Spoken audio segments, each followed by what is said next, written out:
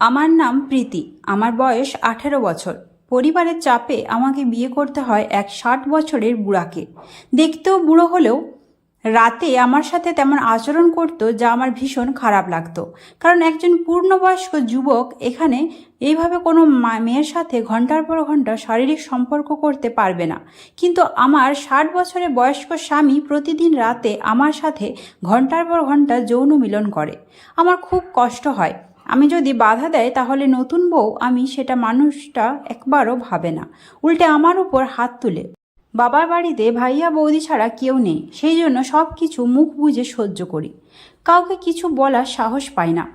ছোটবেলা বাবা মা হারিয়েছি, ভাইয়ের কাছে বড় হয়েছি। ছোট থেকে কষ্ট কি জিনিস আমি জানি, কারণ বাবা মা না থাকলে ভালোবাসা কি সেটা বোঝা যায়। এই জীবন সংগ্রাম আমার কাছে খুব কঠিন হয়ে উঠেছিল।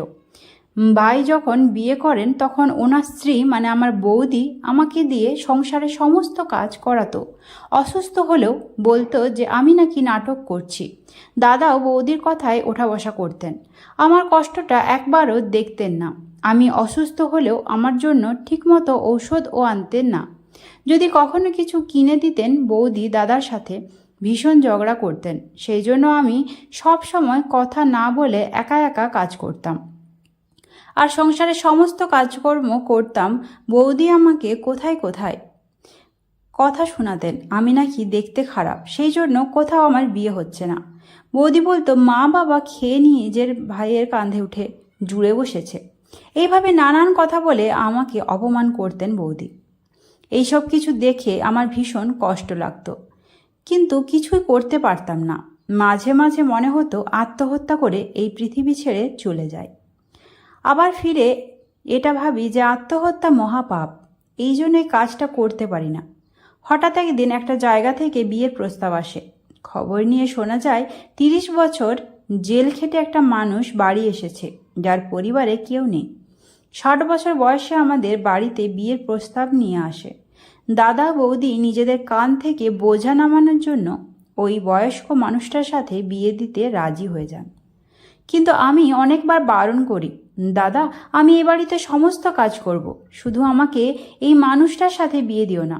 কারণ ও আগে একবার মার্ডার করে জেলে ঢুকেছিল। যখন 30 বছর ছিল তখন মার্ডার করে জেলে চলে গিয়েছিল, আর 30 বছর জেল খেটে বেরিয়ে এসেছে। আমার দাদা বৌদি আমার কোনো কথা না শুনে ওই বয়স্ক মানুষটার সঙ্গে আমার বিয়ে দিয়ে দেয়। বিয়ের প্রথম রাতে বাসর রাতে বসে আছি আমি, পুরো শরীর ঘামছিল। না জানি এই জল্লাদ আমার সাথে কি করবে। কারণ ওকে দেখতে এতটাই বিশ্রী ছিল যে আমার ভয় হচ্ছিল আমার সাথে কি করবে ও।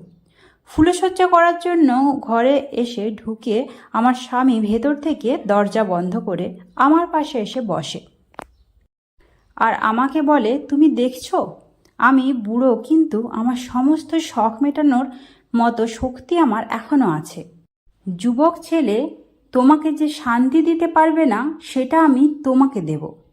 যখন বিয়ে করে নিয়ে এসেছি তখন দেখবে তোমার স্বামী কি জিনিস। এই বলে আমাকে জড়িয়ে ধরে আমার স্বামী।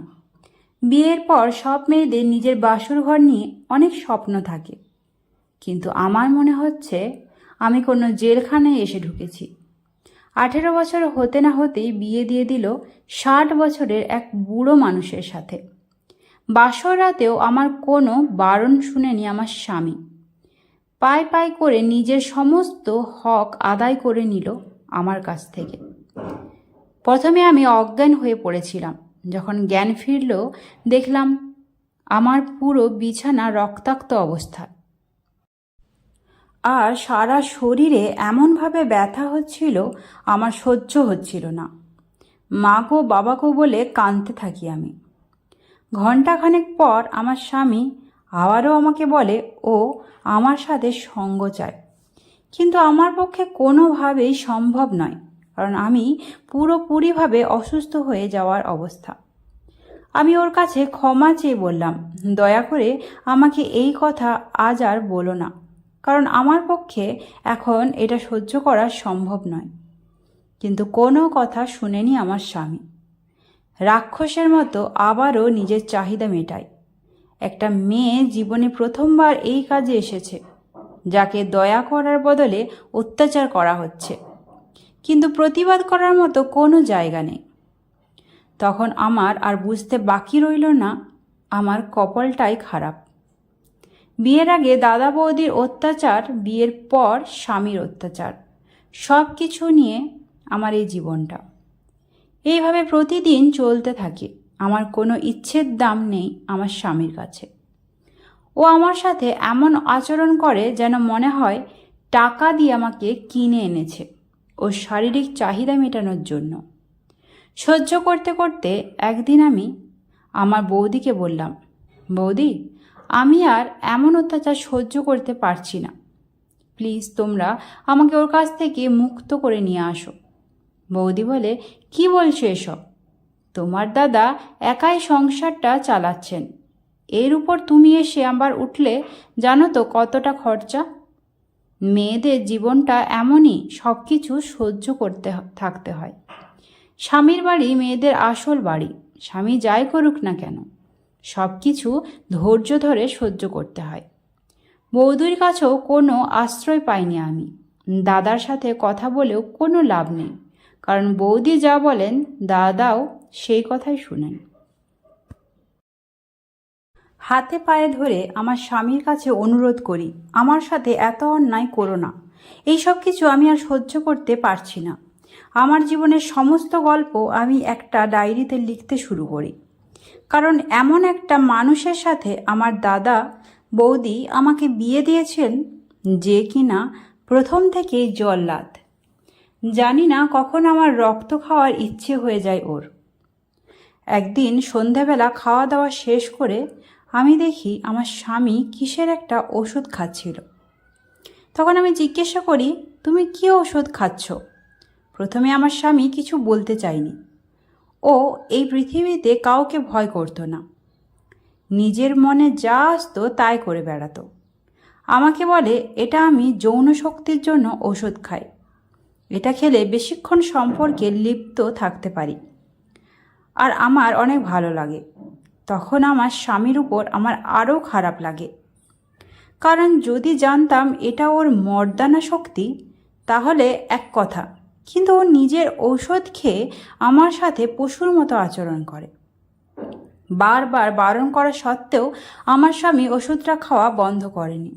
উল্টে যখন আমি কথা বলতাম আমাকে ভীষণ মারধর করত, হাত পা বেঁধে জাঁটু দিয়ে আমাকে মারত। কখনো কখনো এটাও বলতো যে বাবার বাড়ি থেকে টাকা আনতে আমার স্বামী বলতো আমার বাবার যা সম্পত্তি আছে সেখান থেকে আমার অংশটা আমি নিয়ে আসব। কিন্তু আমি আমার দাদার কাছে কি করে গিয়ে বলবো যে আমার সম্পত্তির ভাগ আমাকে দিয়ে দাও? কোন রাস্তায় আমার জন্য সহজ নয়। মনে হচ্ছিল এই পৃথিবীটা আমার জন্য ভীষণ কঠিন। সবার জীবনে আমি মুসিবত হয়ে এই পৃথিবীতে এসেছিলাম। পৃথিবীর মায়া ত্যাগ করার সময় চলে এসেছে। আজ বসে বসে সমস্ত ডায়েরিটা পূরণ করলাম আর ডিসিশন নিয়ে নিলাম যে আজ সন্ধ্যার পরে এই পৃথিবীর মায়া ত্যাগ করে সারা জীবনের জন্য সবাইকে আজাদি দিয়ে চলে যাব। কারণ সন্ধ্যার পর আমার স্বামী বাইরে যায়। সন্ধ্যাবেলা সমস্ত কার্যকর্ম করে রান্না বান্না করে স্বামীর জন্য রেখে রান্নাঘর থেকে বেরিয়ে আসি। বিদায় বলে এক এক করে ঘরের সব রুমের বিদায় খবর দিয়ে আমার বেডরুমে আসি। ঘরে এসে ফ্যানের সাথে একটা রশি বেঁধে রাখি। এটাই আমার জীবনের গল্প। এবার শুধু রশিটা গলায় পরার পালা। চিরবিদায় সবাইকে। এখানেই আমার এই ডায়েরিটা শেষ করলাম। এই সমস্ত গল্পটা আমার স্ত্রী প্রীতির। সত্যি সত্যি আত্মহত্যা করে এই পৃথিবী ছেড়ে চলে গেল। আগে যদি জানতাম ওর জীবনে এতটা কষ্ট, তাহলে ওর মতো করে একবার ওকে বোঝার চেষ্টা করতাম। মারা যাওয়ার পর আলমারিটা খুলেছিলাম কি কাজের জন্য। হঠাৎ করে এই ডায়েরিটার উপর আমার চোখ পড়ল। ডায়েরিটা পড়তে শুরু করলাম, চোখ দিয়ে না চাইতেই জল ঝরতে লাগলো। জীবনের প্রথমবার আমার চোখে জল এসেছিল। অনেক দেরি হয়ে গিয়েছিল এই ডায়েরিটা আমার হাতে আসতে।